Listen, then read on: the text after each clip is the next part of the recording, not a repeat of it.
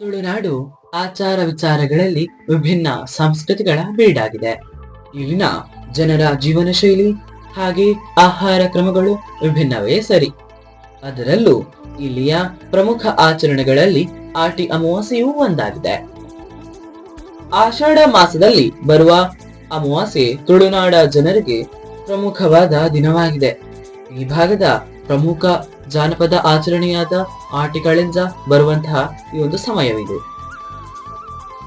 ತುಳು ಜನರು ಆಷಾಢವನ್ನು ಆಟಿ ಎಂದು ಕರೆಯುವುದುಂಟು. ವಿಶೇಷವಾಗಿ ಆಟಿ ತಿಂಗಳಲ್ಲಿ ತುಳುನಾಡಿನ ಬಹುತೇಕ ಮನೆಗಳಲ್ಲಿ ಹೆಚ್ಚಾಗಿ ಪ್ರಕೃತಿಯಲ್ಲಿ ಸಿಗುವ ಗೆಡ್ಡೆಗೆಣಸು, ಸೊಪ್ಪು, ತರಕಾರಿಗಳನ್ನೇ ಹೆಚ್ಚಾಗಿ ತಿನ್ನುವ ಪರಿಪಾಠ ಹಿಂದಿನಿಂದಲೂ ಬಂದಿದೆ. ಆಟಿಗಳಿಂದ ತುಳುನಾಡಿನಲ್ಲಿ ಸಂಪ್ರದಾಯವಾಗಿ ವೇಗವಾಗಿ ಇಂದು ಕಣ್ಮರೆಯಾಗುತ್ತಿದೆ. ಆಟಿ ತಿಂಗಳಲ್ಲಿ ಜನರನ್ನು ರೋಗಗಳಿಂದ ರಕ್ಷಿಸಲು ಆಟಿ ಕಳೆಂಜ ಪರಶುರಾಮ ಕ್ಷೇತ್ರಕ್ಕೆ ಇಳಿಯುತ್ತದೆ ಎಂದು ತುಳುನಾಡಿನಲ್ಲಿ ನಂಬಲಾಗಿದೆ. ಏಕೆಂದರೆ ಈ ಸಮಯದಲ್ಲಿ ಕೀಟಗಳು ಹಾಗೆ ಬ್ಯಾಕ್ಟೀರಿಯಾಗಳು ಹೆಚ್ಚು ಇರುತ್ತದೆ.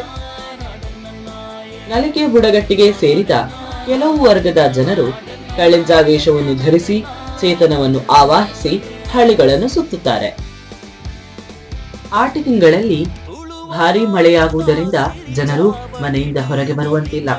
ಪರಿಣಾಮವಾಗಿ ಅವರು ತಮ್ಮ ಮನೆಗಳ ಆಸ್ಪಾಸಿನಲ್ಲಿ ಸ್ಥಳೀಯವಾಗಿ ಲಭ್ಯವಿರುವ ಹಸಿರು ದಾಸ್ತಾನುಗಳಿಂದ ತಯಾರಿಸಿದ ಆಹಾರವನ್ನು ಸೇವಿಸುತ್ತಾರೆ. ಉದಾಹರಣೆಗೆ ನೋಡುವುದಾದ್ರೆ ಅಂಬಟೆ, ಕಣಿಲೆ ಅಂದರೆ ಬಿದಿರಿನ ಚಿಗುರು, ಪಾಗಿಲೆ ಅಂದರೆ ಕಾಡು ಹಾಗಲಕಾಯಿ, ಥಜಂಕ್ ಅಂದರೆ ಒಂದು ರೀತಿಯ ಸಸ್ಯ ಜಾತಿ. ಇಂತಹ ಬೇರೆ ಬೇರೆ ರೀತಿಯ ಆಹಾರವನ್ನು ಆಟಿ ತಿಂಗಳಲ್ಲಿ ಸೇವಿಸುತ್ತಾರೆ.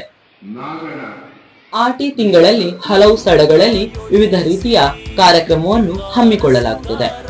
ವಿವೇಕಾನಂದ ವಿದ್ಯಾವರ್ಧಕ ಸಂಸ್ಥೆ ಡಿಜಿಟಲ್ ಪುತ್ತೂರು ಇದರ ಆಡಳಿತಕ್ಕೊಳಪಟ್ಟಂತಹ ಮುಂಡಾಜೆ ಪದವಿಪೂರ್ವ ಕಾಲೇಜಿನಲ್ಲಿಯೂ ಆಟಿ ಕಾರ್ಯಕ್ರಮವನ್ನು ಬಹಳ ಸಡಗರದಿಂದ ಆಚರಿಸಲಾಯಿತು. ಕಾಲೇಜಿನ ವಿದ್ಯಾರ್ಥಿಗಳು ತುಳುನಾಡಿನ ಸಂಪ್ರದಾಯದಂತೆ ಕಾಲೇಜು ವಾತಾವರಣವನ್ನು ನಿರ್ಮಾಣ ಮಾಡಿದರು.